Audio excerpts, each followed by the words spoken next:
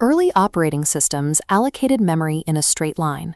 They forced running processes into unbroken, contiguous blocks of physical RAM, creating a rigid structure.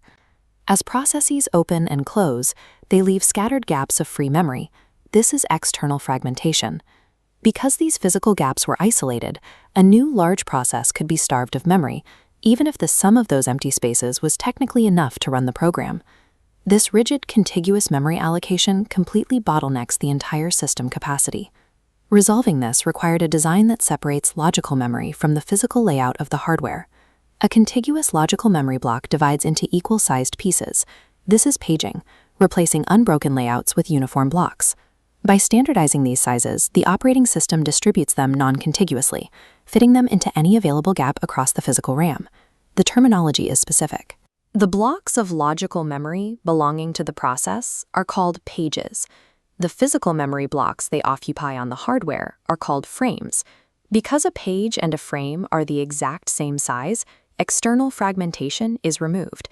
Physical placement no longer dictates how the process runs. The CPU generates a logical address, a binary string, which splits into two variables, P and D. The P variable represents the page number, the primary identifier for the memory block. The D variable is the offset, indicating the precise byte of data. To find where this page lives physically, the operating system uses the page table. The page number, P, serves as a lookup index. Once the index is located, the page table outputs F, the frame number. The physical frame number and the original offset merge to construct the final physical address, routing to the correct cell in RAM. Note that the offset remains unchanged during this translation. Because the logical page and physical frame are the same size, the position of the data within the block is identical in both locations.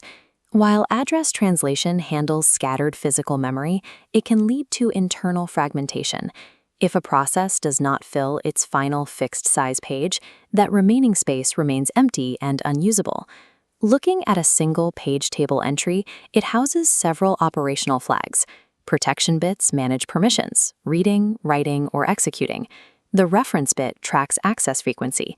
The valid-invalid bit indicates presence, set to 1 if the page is in physical memory. The dirty bit tracks modification. If the CPU changes data, this bit is set, ensuring changes are saved. Because the page table is large, it is stored in main memory. This requires the CPU to travel to RAM to read the page table entry, return, and then travel back to RAM to fetch the actual data. Pure software paging requires 2 physical memory accesses for every operation, effectively doubling the time required for data retrieval. Engineers resolved this latency with a hardware component, the Translation Look-Aside Buffer, or TLB. It's a high-speed cache positioned between the CPU and main memory. The TLB caches the most recently used page table entries, allowing the CPU to bypass the RAM lookup for frequently accessed data. In a TLB hit, the CPU queries the hardware cache and immediately receives the frame number. By finding the index in the cache, the system performs only one trip to main memory. If the page is not in the cache, a TLB miss occurs. The CPU must then access the page table in RAM, update the TLB, and finally retrieve the data. To manage larger memory spaces, systems utilize structures like hierarchical, hashed, or inverted page tables.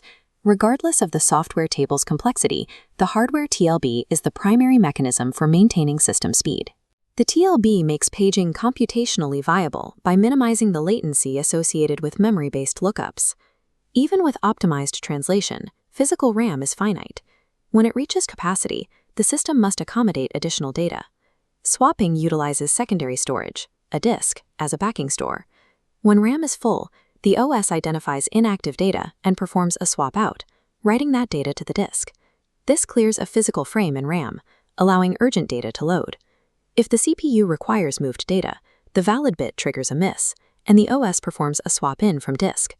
Modern systems use demand paging, which moves individual pages rather than entire processes, based on immediate CPU needs. Demand paging extends the addressable memory space beyond physical RAM limits by utilizing disk storage. This increases the degree of multiprogramming, though system performance remains tied to the speed of disk I/O. We can see these systems work together in a single memory request. The CPU issues a logical address. It checks the hardware cache first, resulting in a TLB miss. The request routes to the page table stored in RAM to find the mapping. The page table entry shows a valid bit of 0, indicating the data is not currently in physical RAM. The operating system initiates a swap-in, retrieving the required page from the disk and placing it into an available RAM frame. The TLB is updated, and the CPU finally accesses the data now residing in physical memory. In a fraction of a second, hardware and software logic coordinate to fulfill a memory request for data not initially present in RAM. Paging organizes memory into uniform blocks, eradicating external fragmentation. Page tables and the TLB manage the translation process, combining software flexibility with hardware speed. Swapping expands available capacity by using secondary storage to handle data that exceeds physical RAM. Efficiency is the result of using mathematical abstractions to manage physical hardware constraints.